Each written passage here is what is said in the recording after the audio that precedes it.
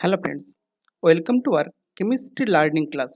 আজকে আমরা 2 alkyl, 3 alkyl এবং 4 অ্যালকাইল কিটোন এফেক্ট ডিসকাস করব। ফার্স্ট আসছি 2 alkyl ketone effect. Normal cyclohexane সিস্টেমে ইকুইটোরিয়াল পজিশনটা প্রেফারেবল হয় অ্যাক্সিয়ালের সাপেক্ষে। এখন এই ইকুইটোরিয়ালে 2 এবং 6 পজিশনের যে ইকুইটোরিয়াল গ্রুপগুলো থাকবে তারা এই কার্বনিলের সাপেক্ষে কোপ্লেনার, তারা একই অলমোস্ট প্যারালাল অবস্থা থাকবে। এই অবস্থায় যদি হাইড্রোজেনকে রিপ্লেস করে কোনো বড় অ্যালকাইল গ্রুপ দেওয়া হয়, তাহলে এই অ্যালকাইল গ্রুপের সাথে কার্বনিল অক্সিজেনের একটা রিপালশন থাকবে, স্টেরিক রিপালশন আসবে, যার ফলে এই আর গ্রুপের যে ইকুইটোরিয়াল প্রেফারেন্সটা ডিক্রিজ করবে এবং সেটা কী করবে, অ্যাক্সিয়াল প্রেফারেন্সটা ইনক্রিজ করবে, যার ফলে এদের এই নর্মাল সাইক্লোহেক্সেন সিস্টেমে যদি ইকুইটোরিয়াল এবং অ্যাক্সিয়ালের মধ্যে ডেল্টা জি এনার্জি গ্যাপটা যদি যা ছিল তার থেকে বর্তমানে ডেল্টা জিটা ডিক্রিজ করে যাবে। এই যে ডিক্রিজ ইন ডেল্টা জি, এটাই হচ্ছে আমার 2 অ্যালকাইল কিটোন এফেক্ট। এনার্জিটা আমরা ভালো করে বুঝতে পারবো এখানে। এই হচ্ছে অ্যাক্সিয়াল এবং ইকুইটোরিয়াল নর্মাল সাইক্লোহেক্সেন সিস্টেমে এনার্জি গ্যাপ। এইবার যদি আমার এই অ্যালকাইল গ্রুপের সাথে রিপালশনের জন্য, অক্সিজেন এবং অ্যালকাইল গ্রুপের মধ্যে রিপালশনের জন্য ইকুইটোরিয়াল ওরিয়েন্টেশনটা কিছুটা ডিস্টেবিলাইজ হয়ে গেছে, অর্থাৎ এর এনার্জি বেড়ে গেছে, যার ফলে এখন যে ডেল্টা জি টেস্ট এটা কমে গেছে।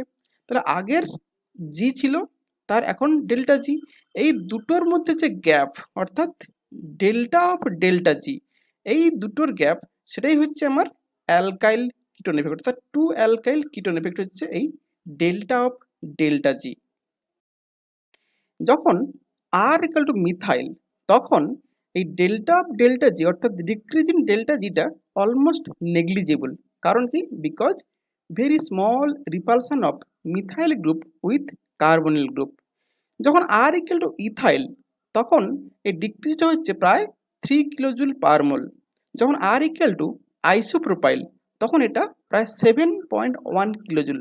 অর্থাৎ আর এর সাইজ বাড়তে বাড়তে তখনই কি হচ্ছে, delta of delta zeta increase করছে।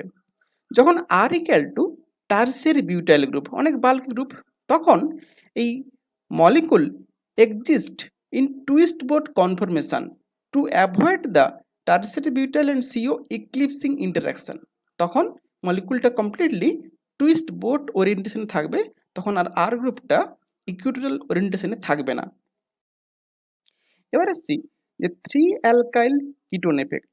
আমরা জানি নর্মাল সাইক্লোহেক্সেনে যখন আর গ্রুপটা অ্যাক্সিয়ালে চলে আসে, তখন এ 3 এবং 5 পজিশনের যে অ্যাক্সিয়াল হাইড্রোজেন আছে, দুটো অ্যাক্সিয়াল হাইড্রোজেনের জন্য দুটো সিন ডাইঅ্যাক্সিয়াল ইন্টারাকশন থাকবে, যার ফলে এদের এদের ইকুইটোরিয়াল এবং অ্যাক্সিয়াল কনফরমেশনের মধ্যে এনার্জি গ্যাপটাও বেশি থাকবে। কিন্তু সাইক্লোহেক্সাননের ক্ষেত্রে, যেহেতু সাইক্লোহেক্সাননে একটাই মাত্র অ্যাক্সিয়াল হাইড্রোজেন আছে, যার ফলে এখানে একটাই সিন ডাইঅ্যাক্সিয়াল ইন্টারাকশন থাকবে, যার ফলে এদের ইকুইটোরিয়াল এবং অ্যাক্সিয়াল কনফরমেশনের মধ্যে এনার্জি গ্যাপটা কমে যাবে। অর্থাৎ এই যে delta G one greater than delta G two, তাহলে এদের মধ্যে যে ডিক্রিজটা হয়ে গেছে, যতটা ডেল্টা অফ ডেল্টা জি যদি ক্যালকুলেট করা হয়, সেটাই হবে 3 অ্যালকাইল কিটোন এফেক্ট। যদি আমরা এনার্জি ডায়াগ্রাম দেখি, নর্মাল দেখো এখানে দুটো সিন ডাইঅ্যাক্সিয়াল ইন্টারাকশন, যার ফলে এই হিউজ গ্যাপ ইকুইটোরিয়াল এবং অ্যাক্সিয়ালের মধ্যে এনার্জি গ্যাপ। কিন্তু যখন এখানে মাত্র একটা সিন ডাইঅ্যাক্সিয়াল ইন্টারাকশন আসছে, তখন হচ্ছে কি মাত্র সামান্য পরিমাণ গ্যাপ। তাহলে এই অবস্থায় এদের মধ্যে যে এনার্জি ডিফারেন্স, অর্থাৎ ডেল্টা অফ ডেল্টা জি যেটা, তখন সেটাকে বলছি আমরা 3 alkyl ketone effect. When R equal to methyl, the value of 3 alkyl ketone is 3.75 kilojoule. অর্থাৎ এই যে এটাতে দুটো সিন ডাইঅক্সাইড অর্থাৎ দুটো গজ বিউটেন ইন্টারাকশন ছিল, আর এখন কি হয়েছে, মাত্র একটা গজ বিউটেন ইন্টারাকশন এনার্জি এসছে, তাই তো? তাহলে ডিফারেন্স হচ্ছে মাত্র 3.75 কিলোজুল পার মোল।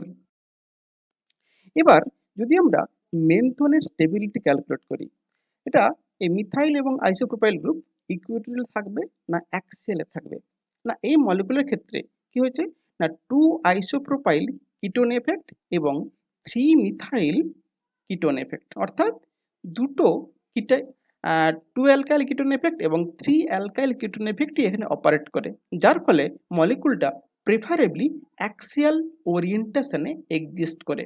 অর্থাৎ আমরা 2 অ্যালকাইল এবং 3 অ্যালকাইল কিটোন এফেক্টকে অ্যাপ্লিকেশন দেখালাম মেন্থনের স্টেবিলিটির উপর।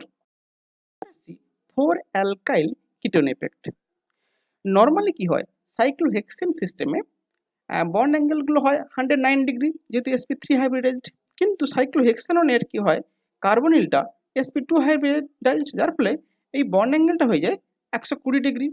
যার জন্য এই যে পাশাপাশি যে হাইড্রোজেনগুলো আছে অ্যাক্সিয়াল হাইড্রোজেন, এগুলো কিছুটা বাইরের দিকে সরে যায়।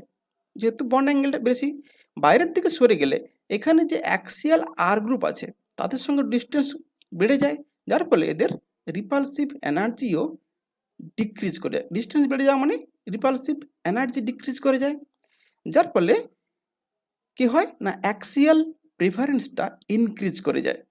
This axial preference of alkyl group at C4 increases and it is known as 4 alkyl ketone effect. আজকে আমরা 3টে অ্যালকাইল কিটোন এফেক্ট জানলাম। Thank you.